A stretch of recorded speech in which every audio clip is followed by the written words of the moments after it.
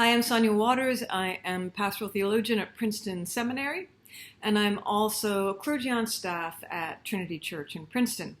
And this is the second of two videos that I was asked to do on emotional regulation. So the first one, we talked a little bit about a generalized feeling of anxiety and how we might tamp that down or manage that general anxiety. And today we're going to talk a little bit more about identifying emotions, being aware of one's emotional states. Now, there's a lot we can talk about with emotions. They're a huge part of our lives. They enrich our lives. And so let me put some caution tape around this discussion. First of all, when we're talking about emotional regulation, it's not the case that you can kind of just control all of your emotions, right? But instead, we want to think about how we might understand our emotions better, their quality and perhaps their quantity, and how they interact with our lives.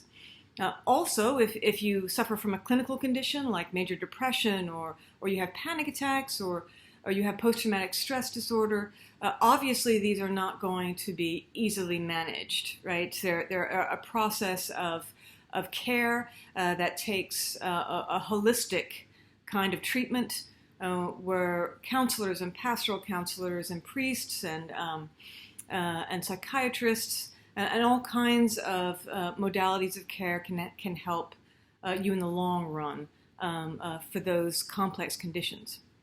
I'm also not suggesting that we shouldn't feel our emotions, especially right now when there's so much in the world that causes us pain, maybe makes us angry, makes us feel hopeless or helpless.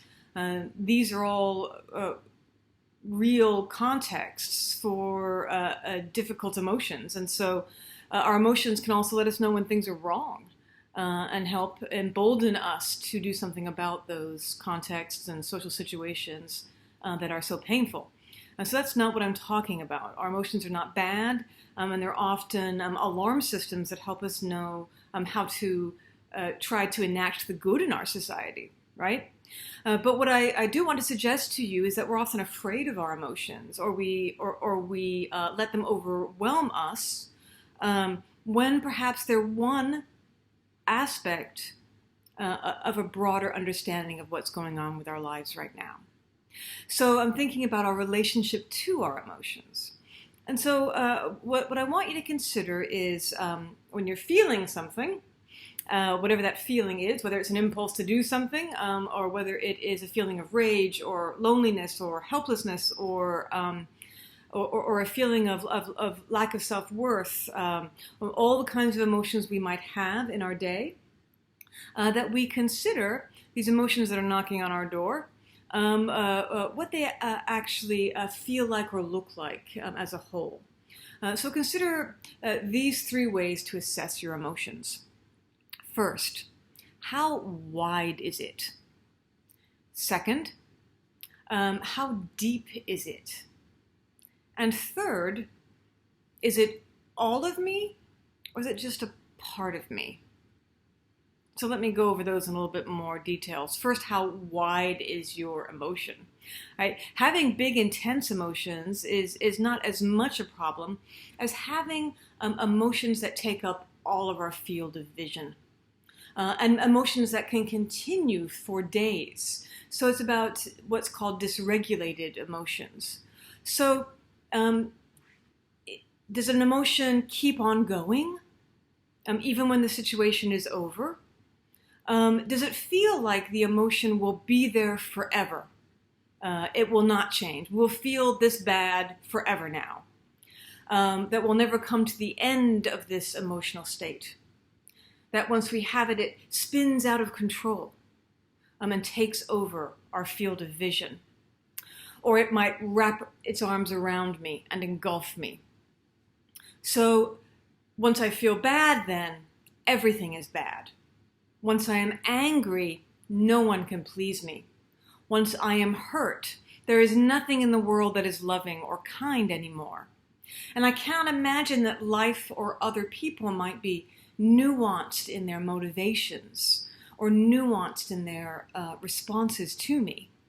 So that's a wide emotion, an emotion that takes up the field of vision and might continue on for days, spinning ever higher and higher. So we want to keep an eye on how wide our emotions are.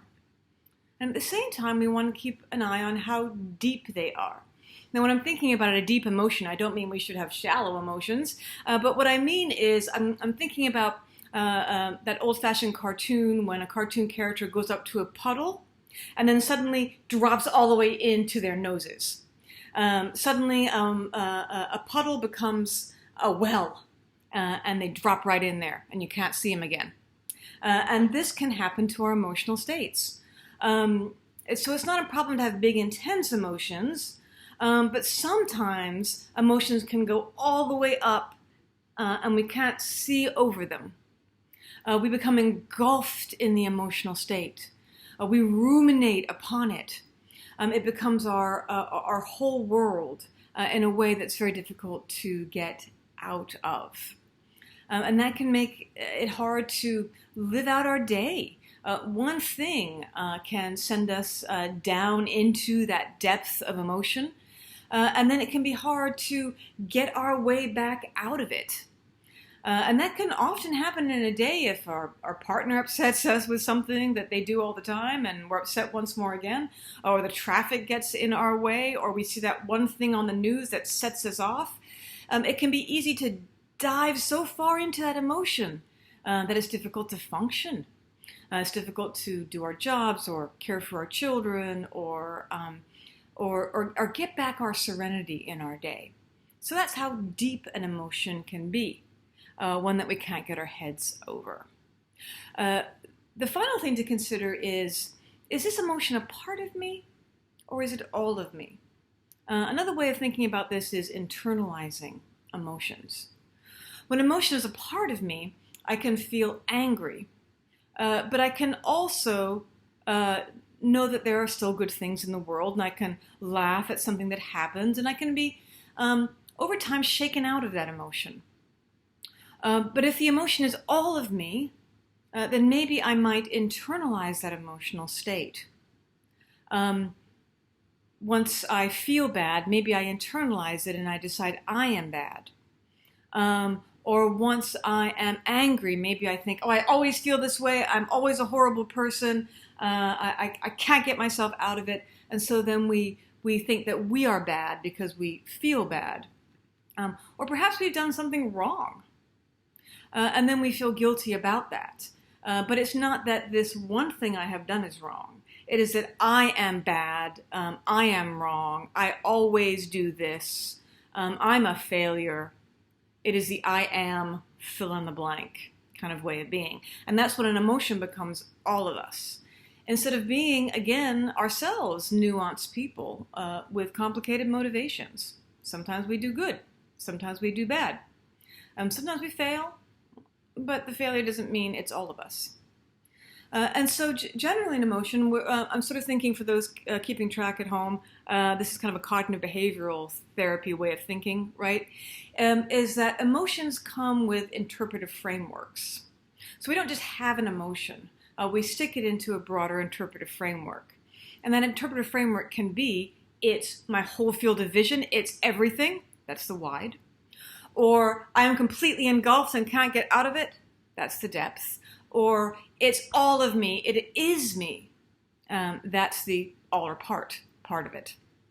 And so instead of doing these kinds of things, consider instead that emotions are variable. That they assess a situation and then we can look at them more closely. That we can, for the smaller emotions, decide, do I want to feel this way or do I want to distract myself and get myself out of this feeling because it's unhelpful for me? For the deeper contextual ones, the ones that are alarm systems, we can think, is it wise for this to take me over so that I feel helpless? Or instead, should I think about perhaps ways that I can respond to this contextual stressor, to this life situation? Little ways of engaging in my agency. Can I reappraise this emotional state? I believe my partner has insulted me, or I believe my children are too much. especially right now. Or perhaps I believe that I'll never do well. Life will always be this way. Can I look for contradictory information for that appraisal? Maybe my partner insulted me, but maybe they're busy with some other things right now, and so they're not responding very well to my request or to my needs. And maybe I need a different way of asking for what I need or what I want. Or maybe what I need or what I want is not as important right now in the negotiation of a relationship than what they're doing right now. There are different ways we might be able to understand that. My children very well might be too much right now. But I might see that they are acting as children do, developmentally appropriate to their age, and maybe I need to take a walk around the block, or take a break, or let them know it's too much right now. I'm overwhelmed, and I need to go into the other room and lock the door for a second, pray, recover my sanity. Is this life situation completely overwhelming?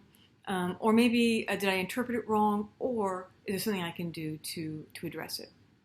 So in all these ways, we might be able to look at our emotions differently, examine them, and decide what we're going to do about them. Now, this does not mean that we are not wronged by our partner or by life, or by our children for that matter. And it does not mean that our emotions are bad. It just means that we might want more options, more flexibility, more ways of assessing the situation, instead of assuming that our emotions will and should always take over our field of vision. So this is a complicated subject, and I hope you take it, again, with some grain of salt, because emotions are difficult. But it is also true that we often have more options than we realize about our emotional states. Keep praying. Keep doing the things that you need to do to be emotionally grounded, so that you can look at your emotional states and decide how to respond.